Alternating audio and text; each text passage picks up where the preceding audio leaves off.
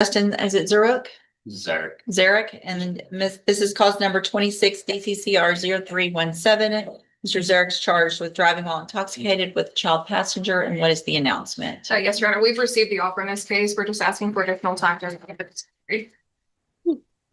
I have no issues, Your Honor. I've given 2 alternative offers, and that may allow some time for them to get some mitigation documents for me. All right, thank you. So we'll just do a normal reset. It's about 30 days or so.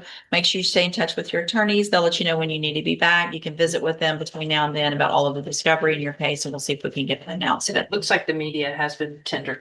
Okay, Judge. thank you, Ms. Malvino. Okay, thank you. All are free to go. You're Malik Ellis. And Mr. Ellis was previously in court in cause number 1726733, entered pleas of not true and a motion to revoke probation. It's my understanding that there has been, that it's still, we're here for sentencing. I've gotten the pre-sentence report, but it's my understanding that he's going to enter pleas of true to some of the counts, as change his pleas. Is that correct? And so will he waive the formal reading of that motion again? So So let's go through the motion again. Mr. Ellis, so it looks like before you pled true to counts 3 and 6, and you're on probation for the second-degree felony offense of aggravated assault with a deadly weapon. That was a 7-year deferred probation that was extended for 2 years. Let's go back. Count 1 alleges that you committed the new offense of possession of marijuana, a Class A misdemeanor on November 18th of 2025. And is that true or not true? True. Count 2 alleges that you failed to report to the probation officer your change of address. Is that true or not true? Not true. Count 2 is not true still.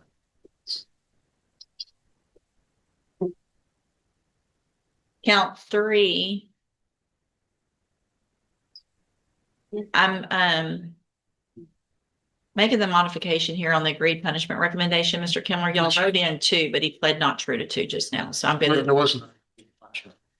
He was going to. on which counts he was gonna plead true to. Y'all Everything. wrote in 2. I'm marking through 2 because he pled not true. And I'll put on evidence of that for the court judge. Okay, and then count 3, he already pled true to. Count 4, We abandoned, Your Honor. state abandons. Okay, and then count 5 alleges that you possessed an illegal drug, namely marijuana, and that you were in possession of it November 18th of 2025. Is that true or not true? True. And then you already pled true to count 6. So today you've changed your pleas and pled true to counts 1 and 5. And you do that freely and voluntarily? Mhm. And did you plead true to counts 1 and 5 because they're actually true? Yes. All right, then at this time, I'm going to find counts 1, 3, 5, and 6 true. And Ms. Malfino, you have evidence with regard to count 2? Very briefly, Your Honor. Yes, ma'am. And would you please raise your right hand, ma'am? Yes, Do you swear affirm the testimony you're going to give in this hearing will be the truth, the whole truth, and nothing but the truth? I do. Thank you. And if you'll just state your name for the record, please, ma'am. My name is Shay Kane. Thank you, Ms. Kane. Go ahead, Ms. Malfino. Thank you, Judge. Ms. Kane, would you please identify what you do for a living for the record?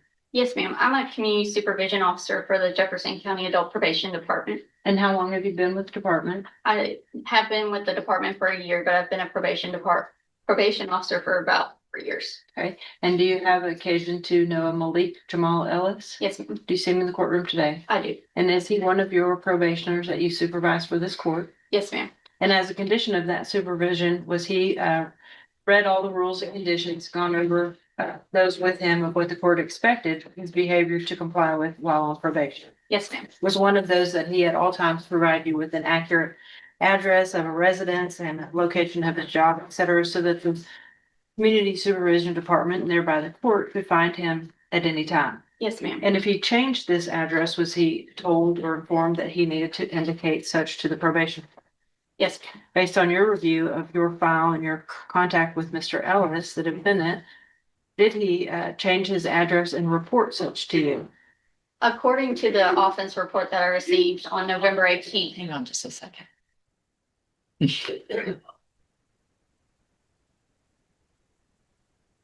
It's okay. We'll just wait till he calms down a minute. Maybe they'll come get him. All right, go ahead. According to the offense report I received on November 18th, it had appeared that he gave the officers a different address on the report itself. And based on that, he had never told me about any different residential since I've been supervising him. And based on your supervision, you also became aware that he was arrested and has now pled true to possession of marijuana back in November of 2025, correct? Yes, ma'am. Would this have been obviously in violation of his probation? Yes, ma'am. And in discussions between you and I last week, we decided not to bring a lab analyst to prove that up, even though we have the Trooper Lucio here in court today, based on the fact that 2 days later, he tested positive for said marijuana, correct? Yes, ma'am. And do you have some other thoughts that you would like to share with the court at the appropriate time with respect to what your position is as to continuing him or revoking him off this probation? Yes, ma'am. And can we hold on that for a second? Yeah, You do yeah. have additional for the Yes, court. ma'am. And Judge, I'd like to just wait following cross-examination, also ask at the appropriate time that with the thanks of the state, that trooper be released this morning. He's here in court. Any issue with the trooper being released? Thank you so much for being here, sir. You're free to go. We appreciate you. Thank you, Judge. All right, Mr. Kimler, do you have any questions of Ms. Kane? Just want to be clear, so he filled out some paperwork and listed an address that was different to the one he reported to you. It appeared that he told the officers at the time he was arrested, what I read on the officer report, it was a different than what I had in my system. It was 845 Madison that I had, and it was a different address listed at the time he was arrested. No further questions. All right. No, ma'am, we're not. All right. Mr. Any other witnesses then? I don't believe so. I'd like to cross-examine that witness if they're called, but Yeah. I think I know where that's going.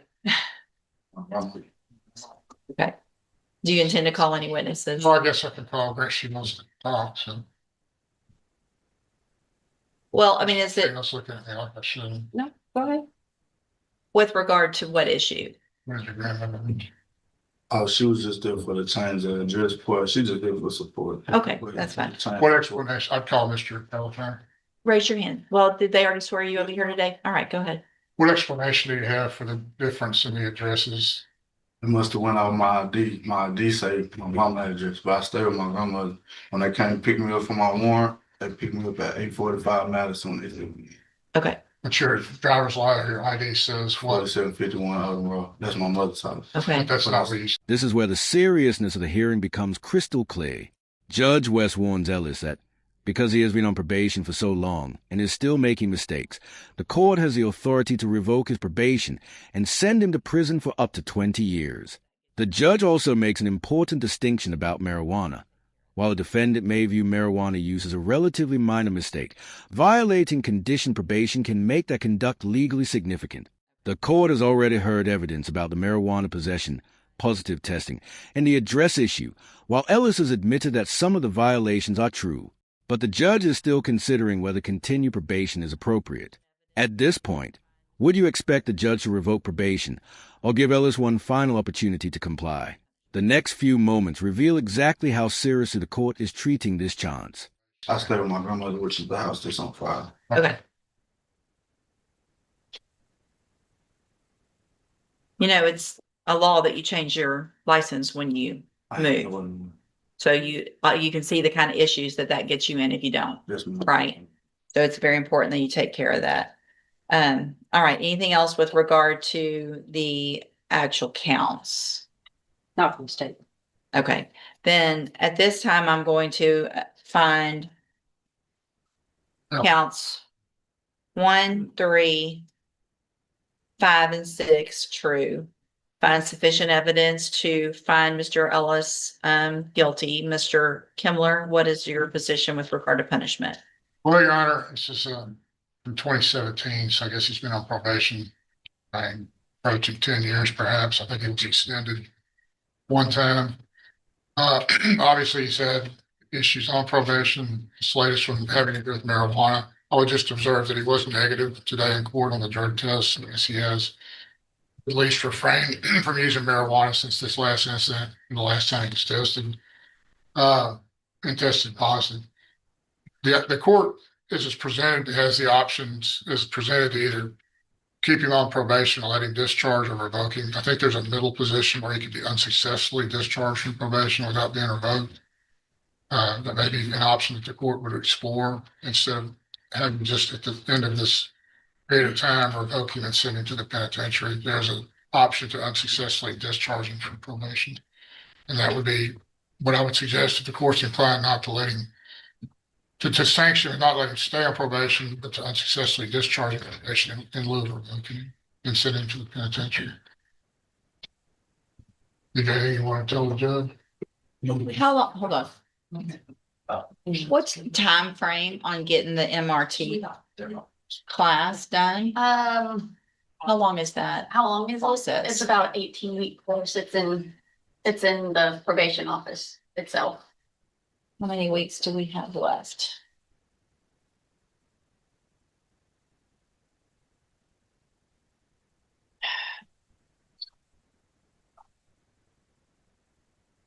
Is that something that if could he get started on that next week? If that's, I don't know if that's where I'm going, but Yes, ma'am. hold on.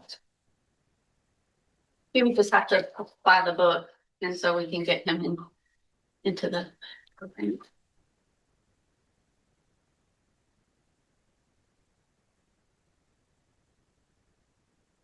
Ms. Malfino? Judge, I would defer to anything Ms. Kane has. We've spoken multiple times about the case. I know she's tried everything. I'd just like her to let the court know her thoughts. Well, we can't extend again, can we? Or is there any time frame left? So he's at his 9 years So we could do one more. at the very, yes, ma'am. That would be the max that we Gotcha. have left. Okay. And he has also been to ISF cognitive track as well. But as far as what I would possibly recommend would be to put him on the high medium risk caseload for the rest of the entirety if the court allows, zero tolerance, and possibly place him on the drop program to continue the more in-depth testing if the court would allow.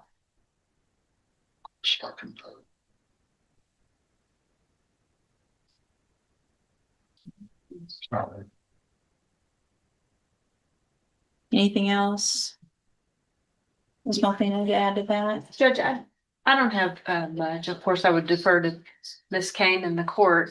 Obviously, the state is somewhat frustrated with Mr. Ellis not taking initial responsibility. That's what I think people should get favor for instead of having a trooper have to be here. And thankfully, we didn't have a $3,000 plane ticket for a lab analyst to then what he then wanted to come in and admit. I would have rather him taken responsibility. And I don't say that in the context of disavow him of his rights to contest it. It's just that if he's No, it's not, a very frustrating if thing he's for not me being as well. And forthright with it's, the court, should he have the benefit of the continuance on probation is all, not in the context of a not true. I understand that. I wouldn't take the blame for that if I might, Your Honor, in a way, in dealing with these cases that I perhaps advise my clients. I know that's something probably needs to be addressed. We've talked about recently on several of them because it's very frustrating to have people come and take time out of their day, out of their work. The state have to expend that just to quote, set it for a hearing. When if it's going to end up, if somebody did something, they need to take responsibility for it. It goes over so much more with me, I think with the state, with probation, and it should be something that someone is encouraged to take personal responsibility instead of saying, let's see if they can prove it. If I might, I'll try to address that in the future. I But I appreciate hate it. him to be warned about something that I probably recommend. I mean, you've been on probation for so long to be making these kinds of mistakes, you know? I could revoke you right now and send you to prison for 20 years. That's how serious this is. It's not a game. And I know you've been on it a long time, but, I get the whole argument, smoking marijuana is not that big of a deal. Well, it is if you're on probation. It wasn't like that. Well, you got arrested. No, I'm saying I made a mistake, but it wasn't, I don't just smoke weed, you know. Well, but you have because you've tested positive a few times.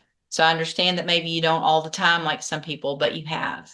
And you got arrested for it, for having it. And so that's Here's what I'm gonna do, Mr. Ellis, and I want you to take advantage of this because I don't, after all this time, you don't have the conviction on your record. You're about to get the opportunity of a lifetime. You've already gotten a huge opportunity.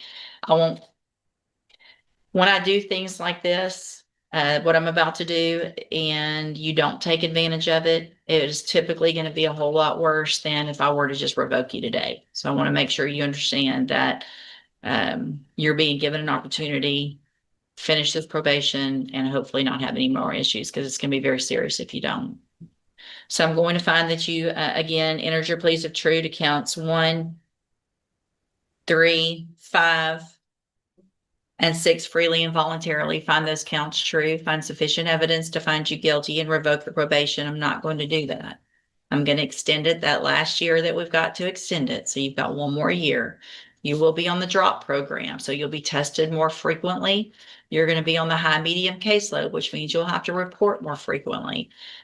That's the price you pay for getting in trouble, but it's a whole lot better than going to prison and having the felony conviction. If you do everything like you're supposed to between now and the end of that next year, you're off probation. If you don't, you're in prison.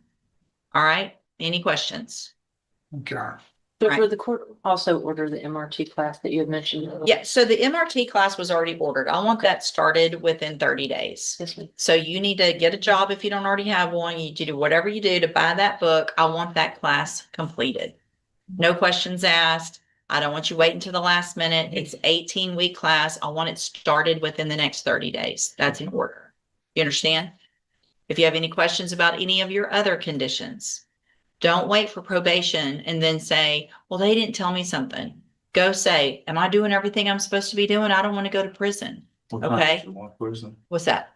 On the fees, but what am I supposed to be paying? Cause I keep hearing I don't- supervision for you. So here's the thing, talk to them. They can explain, there's different, you had fees, you have fines, you have different parts of that. You're supposed to be paying it all. And certain things that you pay go to certain parts of that.